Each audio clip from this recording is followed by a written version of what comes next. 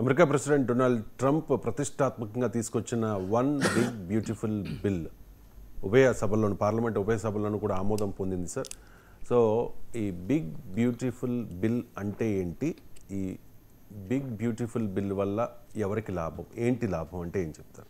అంటే ఇది 1000 పేజెస్ కన్నా ఎక్కువ ఉన్న భారీ బిల్లు. ఒక మాటలో చెప్పాలంటే అమెరికాలో కార్పొరేట్లకు భారీ ఎత్తున పన్నుల రాయితీలు ఇచ్చి సామాన్యుడి పైన పెట్టే ఖర్చు తగ్గించడం.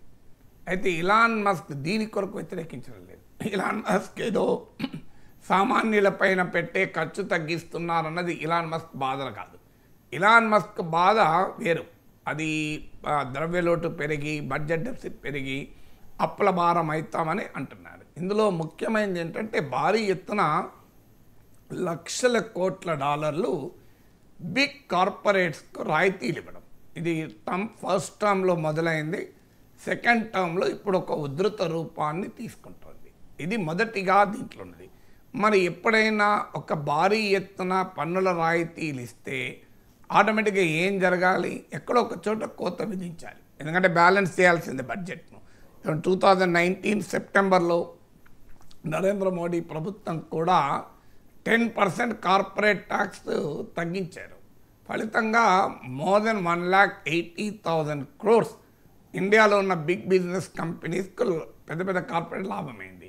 దాని ప్రభావం ఎక్కడ కనబడుతుంది? ప్రభావం మనలాంటి వాళ్ళ మీద క్లియర్గా కనబడుతుంది. పర్సనల్ ఇన్కమ్ ట్యాక్స్ వసూళ్ళు ఇవాళ కార్పొరేట్ ఇన్కమ్ ట్యాక్స్ కన్నా ఎక్కువ ఉన్నాయి. జిఎస్టీ భారం మనం చూస్తున్నాం. సో ఎక్కడో ఒక చోట ఎంజీఎన్ఆర్ఈజే జాతీయ ఉపాధి హామీ పథకానికి నిధుల కోత చూస్తున్నాం. అంటే ఒక దగ్గర ఒకరికి ఇవ్వాలంటే ఒకరికి తగ్గించాలి. అందువల్ల బిగ్ కార్పొరేట్స్కు ట్యాక్స్ కట్స్ ఇస్తున్న సమయంలో తగ్గిస్తున్నది ఎవరికి? మీకు ఉదాహరణకు మెడికల్ ఎయిడ్ ఒబామా కేర్ అని ఉంది.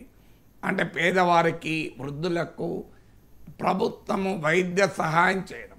ఈ పథకానికి నిధులను భారీగా తగ్గిస్తున్నారు. సో ఇది అమెరికన్ సమాజంలో మీకు దిగువన ఉన్న 20% జీవితాల పైన దుర్భరమైన ప్రభావం చూపుతుంది. అలాగే supplemental nutritional assistance program SNAP ఉంటుంది. దీన్నే అమెరికాలో పాపులర్గా ఫుడ్ స్టాంప్స్ అంటారు. సో మన దగ్గర ఆహార ధాన్యాలు ఇచ్చినట్లే ఈ పౌష్టికాహార లోపాలతో బాధపడుతున్న పేదవారికి అమెరికాలో కూడా ఈ కార్యక్రమం ఉంది. ఇప్పుడు దాన్ని భారీ ఎత్తున కోత విధిస్తున్నారు. సో మీకు దీనిపైన విశ్లేషణ కూడా వచ్చింది. అంటే ఎవరికి లాభం ఎవరికి నష్టం అంటే బిలో 20%, అంటే అమెరికన్ సమాజంలో ఉన్న పేద వర్గాలు అంటే బాటమ్ 20% వారికి సంవత్సరానికి $700 ఆదాయం తగ్గిపోతుంది. అంటే $13,500 ఇన్కమ్ కన్నా తక్కువ ఉన్న వాళ్ళు 13K మీకు కంపారిజన్లో అర్థం కావాలంటే మన ఐటీలో ఉద్యోగం చేసుకోవడానికి వెళ్ళిన ఎవరికైనా మినిమం 70K 80K ఉంటుంది మినిమం. ఇక అంతకన్నా ఎక్కువ ఉంటుంది కానీ తక్కువ ఉండదు. 40K 50K అసలు ఏమాత్రం పనిచేసినా ఉంటుంది. మీకు అలాంటిది 13K అంటే $13,500 అంటే ఎంత తక్కువనో మీరు ఆలోచించండి.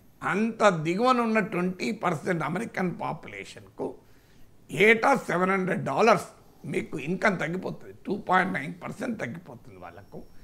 అదే ఆ టాప్ 20% అంటే అమెరికన్ సమాజంలో 120K. అందుకే మన ఇండియన్ భారతదేశం నుంచి వెళ్ళిన ఐటీ ఉద్యోగులంతా అమెరికాలో టాప్ 10-20%లో ఉంటాం.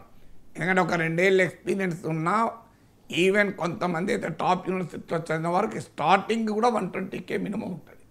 సో 150, 200K, 250K కూడా ఉంటుంది. అంటే $2.5 లక్షలు. ఈ 120K అంటే $1,20,000 ఆ పైన ఇన్కమ్ ఉన్న వారికి ఎవ్రీ ఇయర్ $5,700 మిగులుతుంది. అంటే పేదవారికేమో $700 తగ్గుతుంది. ధనికులకు సంపన్న వర్గాలకు అధిక ఆదాయాలున్న వర్గాలకేమో $5,700 అంటే 2.2% పెరుగుతుంది. అంటే క్లియర్గా redistribution of wealth from the poor to rich ఈ బిగ్ అండ్ బ్యూటిఫుల్ బిల్లో ఉన్న మౌలిక అంశం. మరి ఇంకొక ముఖ్యమైన అంశం ఏంటంటే బార్డర్ సెక్యూరిటీ పైన డిఫెన్స్ పైన భారీగా పెంచబోతున్నారు. సో ఇది మీకు గోల్డెన్ డోమ్ అని, అంటే ఇజ్రాయెల్ ఐరన్ డోమ్ తరహాలో గోల్డెన్ డోమ్ నిర్మిస్తానంటున్నాడు. అక్కడ భారీగా పెంచబోతున్నాడు.